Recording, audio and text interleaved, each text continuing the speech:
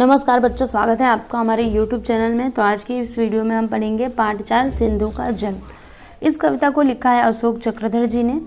इनका जन्म हुआ था 8 फरवरी 1951 खुर्जा उत्तर प्रदेश में। इनका परिचय देख लेते हैं। अशोक चक्रधर जी बहुमुखी प्रतिभा के धनी हैं। आपने कविता, हास्य, व्यंग्य, निबंध, नाटक, बाल साहित्य, समीक्षा, अनुवाद, पटकथा आदि अनेक विधाओं में लेखन किया है। प्रमुख कृतियां बूढ़े बच्चे, तमाशा, खिड़कियां, बोल, गप्पे, जो करे सो जोकर आदि कविता संग्रह। अब पद्य संबंधी देख लेते हैं कि इस कविता के माध्यम से जो कवि हैं वो हमें क्या बताना चाहते हैं। ठीक है, तो देखिए, प्रस्तुत कविता के माध्यम से चक्रधर जी ने सभ्यता, संस्कृति, इंसानियत, सर्वधर्म, समभाव, पर दुख, कातरता आदि मानवीय गुणों पर दृष्टिक्षेप किया है।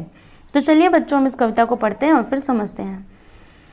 तो सबसे पहले इस कविता का नाम क्या है? सिंधु का जल। तो मैं आपको यहाँ पर बता दूं, सिंधु एक नदी का नाम है। ठीक है, तो चलिए पढ़ते हैं हम। क्या दिया यहाँ पर? सतत प्रवाहमान जीवन की पहचान, मैं एक गीली हलचल हूँ, मेरे स्वर में कलकल है, मैं जल हूँ। यहाँ पे कवि जी क्या लिख रहे हैं कि सतत प्रवाहमान। सतत प्रवाहमान का मतलब क्या? निरंतर बहने वाली। और जीवन की पहचान, देखिए सतत प्रवाहमान ये क्या है? जीवन की पहचान। जैसे देखो नदी कैसे बहती रहती है, तो ये क्या है? उसके जीवन की पहचान है कि नदी क्या करती है? बहती है, निरंतर बहती रहती है। मैं एक गीली हलचल हूँ, मेरे स्वर में कलकल है। और मैं कौन हूँ? मैं एक गीली हलचल हूँ। ठीक है, मेरे स्वर में क्या है? कलकल है। जैसे देखो पानी बहता है तो कैसे कलकल की आवाज आती है। आप सुनना कभी नदी किनारे जाकर के, जब नदी बहती है तो आवाज आती है कलकल की। तो मेरे स्वर में कलकल है, मैं कौन हूँ? मैं जल हूँ। ठीक है, फिर आगे है सिंधु यानी धरती पर सभ्यताओं का आदि बिंदु, मेरे ही किनारे पर संस्कृतियों ने सांस ली, मेरे ही तटों पर इंसानियत के यज्ञ हुए, गति कभी मंद ना हुई मेरी, गति में चंचल पर भावना में अचल हूँ। फिर यहाँ पर कवि जी क्या लिख रहे हैं कि सिंधु यानी, सिंधु मतलब क्या? धरती पर सभ्यताओं का आदि बिंदु। मतलब सिंधु मतलब क्या? धरती पर सभ्यताओं का आदि बिंदु। आदि मतलब क्या होता है? आरंभ होता है। ठीक है, तो सभ्यताओं का आरंभ बिंदु। सिंधु मतलब क्या? धरती पर सभ्यताओं का आदि बिंदु। मेरे ही किनारे पर संस्कृतियों ने सांस ली, मेरे ही तटों पर इंसानियत के यज्ञ हुए। और मेरे ही किनारे पर मतलब जो सिंधु है उसके किनारे पर संस्कृतियों ने क्या ली? सांस ली। मतलब यहीं पर सभी संस्कृतियों का क्या हुआ? विकास हुआ। और मेरे ही तटों पर इंसानियत के यज्ञ हुए। ठीक है, फिर गति कभी मंद ना हुई मेरी, गति में चंचल बार भावना में अचल हूँ। और मेरी गति कभी भी मंद नहीं हुई, मतलब मेरी गति कभी भी नहीं रुकी। मैं गति में तो चंचल हूँ, क्योंकि गति तो मेरी कभी रुकी ही नहीं, मैं हमेशा चलती रहती हूँ। तो गति में चंचल, लेकिन भावना में क्या हूँ? मैं अचल हूँ। अचल मतलब क्या? स्थिर होता है। तो मेरी भावना कैसी है? स्थिर है। जैसे मुझे ये सारी चीज़ें याद है कि मेरे ही तटों पर क्या हुआ? इंसानियत के यज्ञ हुए। फिर यहीं पर क्या हुआ? सभी संस्कृतियों ने सांस ली, संस्कृतियों का क्या हुआ? विकास हुआ। तो मैं क्या हूँ? भले ही गति में चंचल हूँ, लेकिन मेरी भावना कैसी है? अचल है, स्थिर है। फिर मैं सिंधु नदी का पावन जल हूँ। मतलब मैं कौन हूँ? मैं सिंधु नदी का पावन जल हूँ। ये जल बोल रहा है। ठीक है, मैं नहाने वाले से नहीं पूछता उसकी जात, उनका मजहब, उनका धर्म, मैं तो बस जानता हूँ जीवन का मर्म।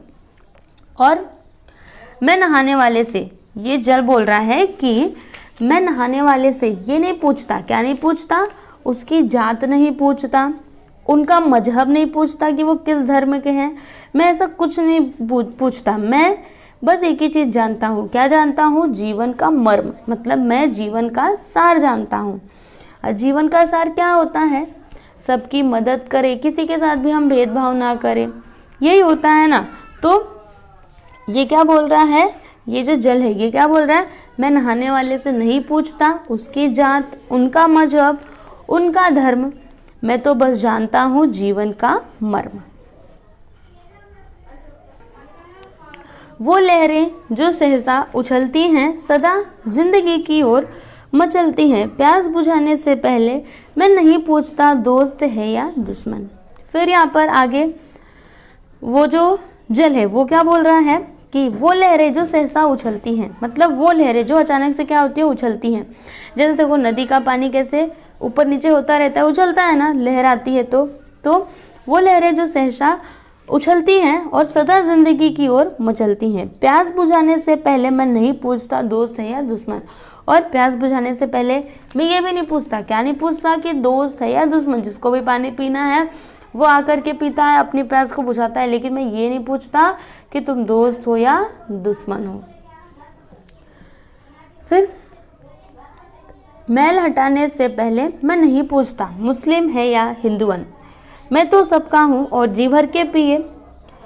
फिर यहाँ पर कवि जी आगे क्या लिख रहे हैं कि ये जो जल है ये क्या बोल रहा है कि मैल हटाने से पहले मैं ये नहीं पूछता कि तुम मुस्लिम हो कि हिंदू हो। मेरे अंदर आकर के जो भी स्नान करेगा वो उसका मैल मैं ज़रूर हटाऊंगा, मतलब उसको स्वच्छ कर दूंगा। तो मैल हटाने से पहले मैं ये नहीं पूछता कि वो मुस्लिम है कि हिंदू है।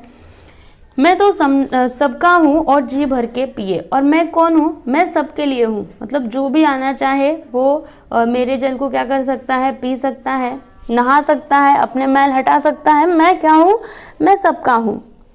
फिर आगे क्या है, छोटी छोटी सांस्कृतिक नदियाँ दौड़ी दौड़ी आती हैं, मुझ में सभ्यताएं समाती हैं, घुल मिल जाती हैं, लेकिन क्या बताऊं और कैसे कहूं। कभी कभी बहता हुआ आता है लहू, जब मेरे घाटों पर खनकती हैं तलवारें, गूंजती हैं टापे, गरजती हैं तोपे, होते हैं धमाके और शहीद होते हैं रणबांकुरे बाके।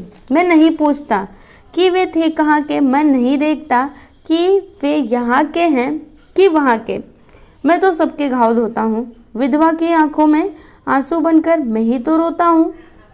चलिए मैं आपको इतने का मतलब बता देती हूँ। आगे यहाँ पर क्या है कि छोटी छोटी सांस्कृतिक नदियाँ दौड़ी दौड़ी आती हैं, मुझ में सभ्यताएं समाती हैं।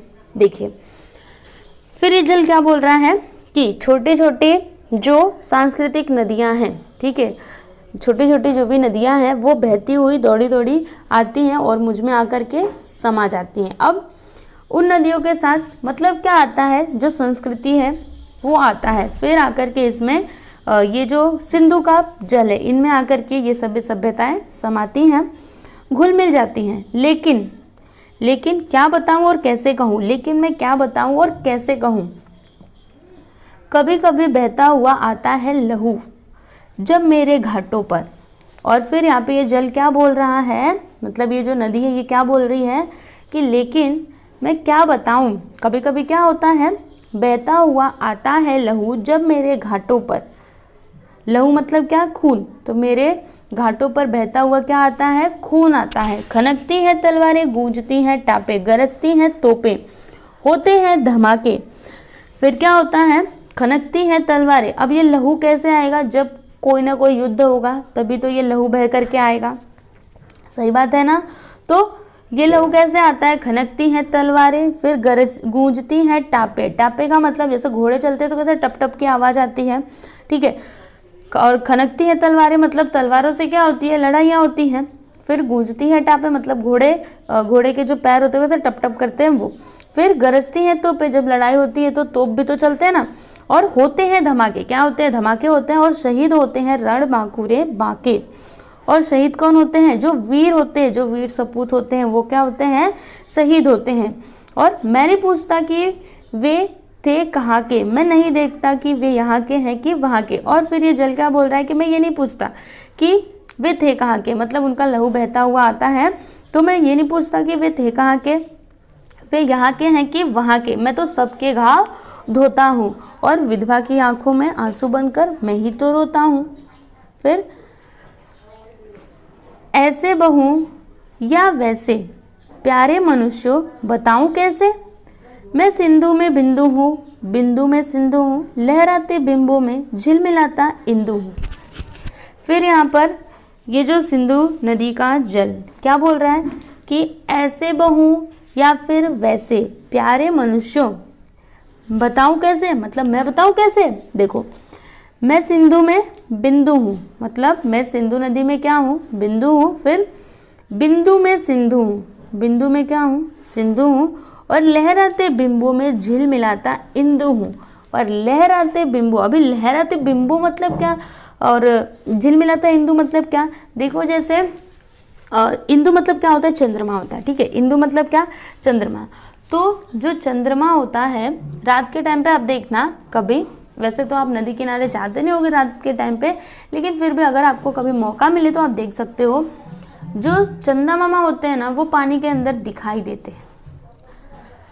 तो यहाँ पर ये यही बोल रहा है कि जो लहराते बिंब है, बिंब मतलब क्या होता है, प्रतिबिंब, ठीक है। तो देखो कैसे जो पानी है वो कैसे लहराता रहता है, तो उसमें क्या दिखाई देता है, चंद्रमा दिखाई देता है। तो यहाँ पे बस ये जो सिंधु का जल है ये यही बोल रहा है कि लहराते बिंबों में मैं क्या हूँ, झिलमिलाता इंदु हूँ, ठीक है बच्चों। तो देखिए यहाँ पर हमने ये कविता कंप्लीट की, मुझे आशा है कि आप लोगों को समझ में आई होगी। अब मैं आपको यहाँ पे शब्द संसार दिखा देती हूँ। प्रवाहमान का मतलब गतिशील, निरंतर, प्रवाहित, समझ में आया आपको। तीनों में से आप कुछ भी ले सकते हो। फिर मजहब मतलब क्या होता है, धर्म होता है। मर्म मतलब क्या होता है, सार होता है। टापे मतलब घोड़ों के पैरों के जमीन पर पड़ने का शब्द। रणबांकुरे मतलब बहादुर वीर योद्धा। बिंब मतलब छाया, आभास। फिर इंदु मतलब चंद्रमा। घाव धोना मतलब मरहम पट्टी करना, घाव साफ करना, ठीक है। इतना आप समझ गए। चलिए यहाँ पे हमने ये जो कविता थी इसको कंप्लीट किया। अब हम मिलते हैं अगले वीडियो में, तब तक के लिए नमस्कार।